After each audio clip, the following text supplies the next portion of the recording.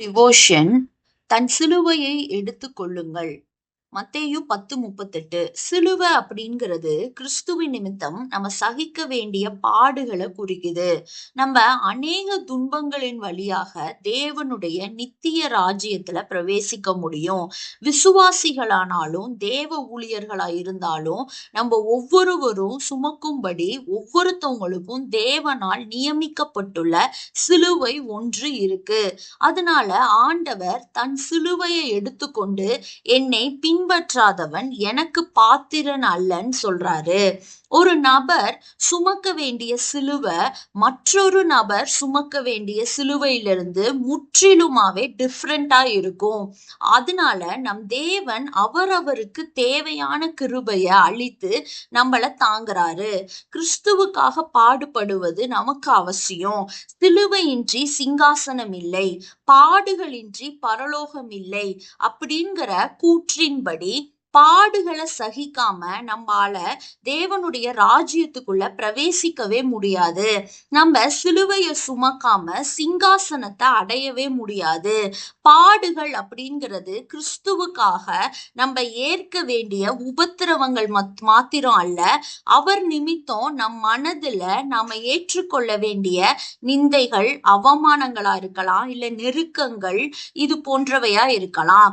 நம்முடைய அழைப்பிற்கேற்றபடி கர்த்தர் அவரவர் சுமக்கும் சிலுவையை நியமித்திருக்காரு.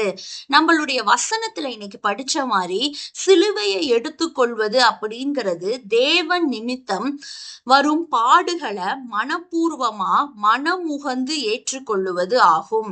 மோசே அப்படிங்கிற மனுஷனை நம்ம பைபிள்ல படிக்கிறோம். அரண்மனை சொகுசு வாழ்க்கைய உதறி தள்ளிட்டு தேவனுடைய ஜனங்களோடு துன்பத்தை அனுபவித்ததையே அவர் சூஸ் பண்ணாரு. அப்போஸ்தலனாகிய பவுல் என்ன சொல்றாருன்னா, கிறிஸ்துவின் நிமித்தம் வரும் துன்பங்களிலும் நிந்தைகளிலும் நெருக்கங்களிலும் நான் பிரியப்படுகிறேன்னு 2 கொரிந்தியர்ல சொல்லியிருக்காரு. நாமும் கிறிஸ்துவுக்காக பாடு அனுபவிக்க மட்டும் இல்லாம அதை சந்தோஷமாக ஏற்றுக்கொள்ளவும் அழைக்கப்பட்டிருக்கோம்.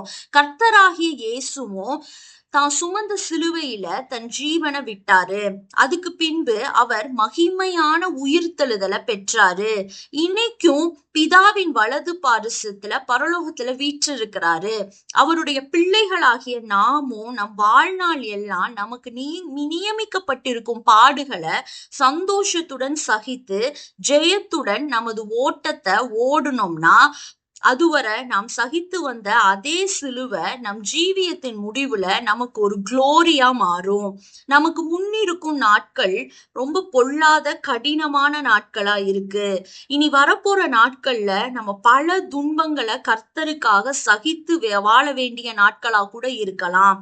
அதனால தேவனை சார்ந்து கொண்டு தேவ கிருபையில வாழ நம்ம பழகி கொள்வோம்.